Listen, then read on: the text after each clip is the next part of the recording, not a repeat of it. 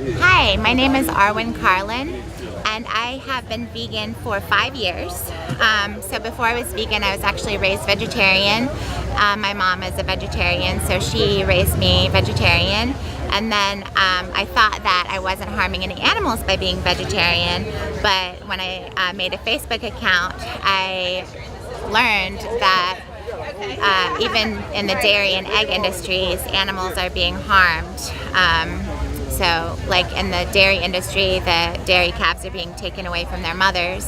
And in the egg industry, the male chicks are being ground up alive because they're waste products. So I realized that I couldn't really be vegetarian without harming animals, so I changed to be vegan.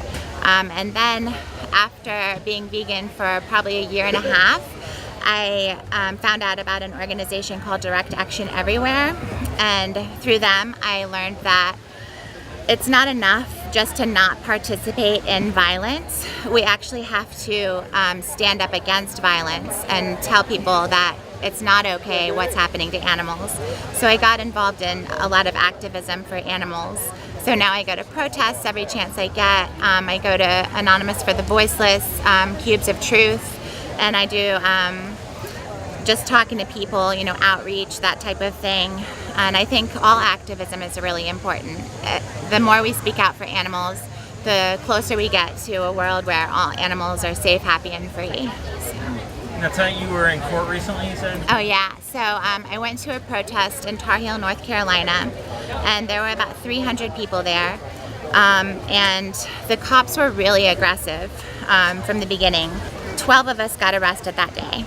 And our charges were, some people actually did block a truck of pigs that were going into the slaughterhouse.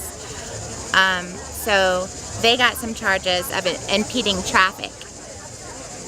I did not block a truck, so I didn't feel that my charges were legal. So I pled not guilty, and my lawyers represented me in court, and the other two people who were pleading not guilty with me, immediately when we went into the courtroom, their charges were dropped immediately. So one person had actually a case of mistaken identity, so they thought that he was actually someone else, and then the other person they didn't have any evidence on.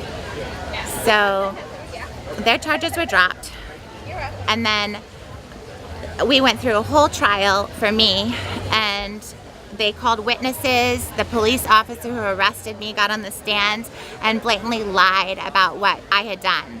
She said that I had ripped some yellow tape that the cops had put up to sort of corral us, and I never touched that tape. And she looked at me and she said, I saw her rip that tape. So blatantly lying about what was happening.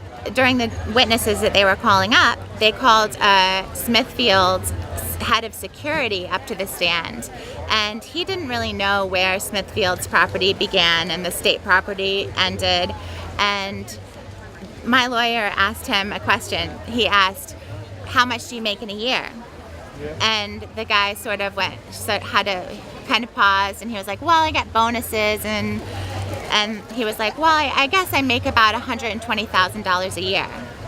And everybody in the room just was like, what? $120,000 a year? That was obviously more than any of us had ever seen in our lives. But that's how much he makes from Smithfield. Smithfield tortures animals and destroys the environment, and they're making $14 billion a year doing that.